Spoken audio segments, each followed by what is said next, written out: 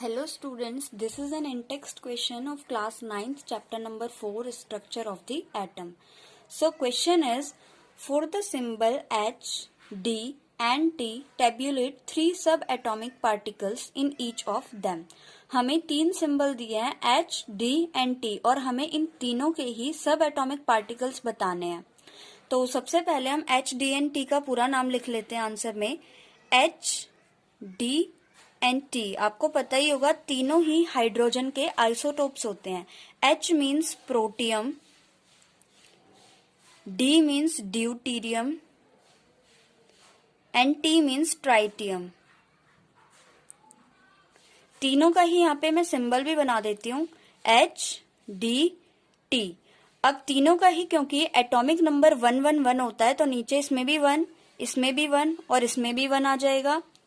उसके बाद atomic mass protium का 1 होता है, ड्यूट्रियम का 2 होता है और ट्राइटियम का 3 होता है. तो कुछ इस तरीके से बन जाएगा.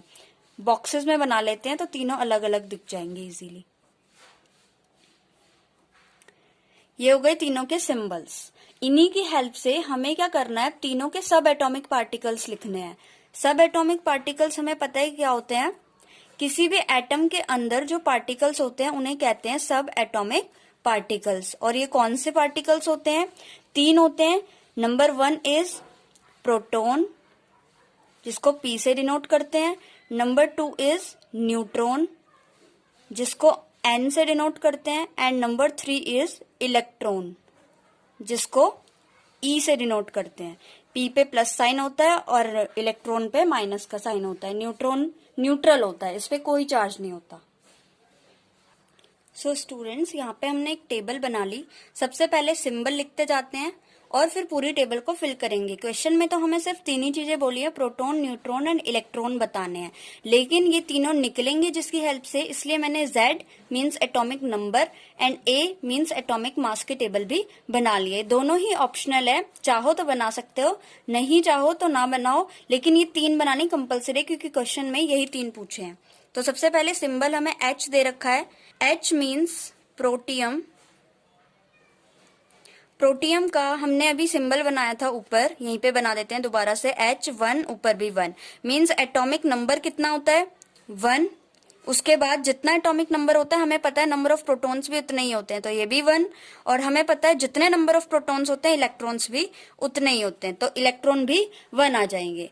अब बात करते हैं न्यूट्रॉन एंड एटॉमिक मास की. एटॉमिक मास कितना होता है, प्रोटॉन प्लस न्यूट्रॉन. तो इसमें न्यूट्रॉन कितने होंगे, एटॉमिक मास भी 1 दे रखा है तो एटॉमिक मास यहीं से लिख देंगे. ये दोनों तो यहीं से मिल जाएंगे. हम एटॉमिक नंबर एटॉमिक मास 1 1 हो गया. और न्यूट्रॉन हमें पता है, न्यूट्रॉन कैसे निकालते हैं, एटॉमिक मास में से माइनस कर देंगे नंबर ऑफ प्रोटॉन्स को.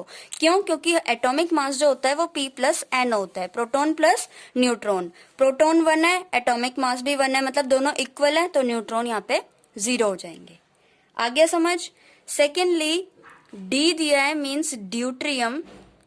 ड्यूटीरियम इसका बनाएंगे D, नीचे तो 1 ही होगा, ऊपर 2 है तो यहाँ पे 1 और यहाँ पे 2 सिंपली लिख देंगे. Now number of protons equal होते हैं Z के तो यहाँ पे 1 लिख देंगे. नंबर ऑफ न्यूट्रॉन्स कैसे निकालेंगे, एटॉमिक मास में से नंबर ऑफ प्रोटॉन्स को माइनस करके. तो 2 - 1 1 मीन्स यहाँ पे भी 1 आएगा. और इलेक्ट्रॉन्स इक्वल होते हैं प्रोटॉन के तो ये भी 1 आएंगे. Now third is T means tritium. Tritium के लिए सिंबल है T, नीचे 1 और ऊपर 3.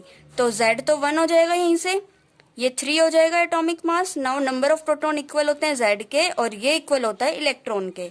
देखो Z, P और E तीनों हमेशा इक्वल है, 1 1 1 1 1 1, यहाँ पे भी 1 1 1.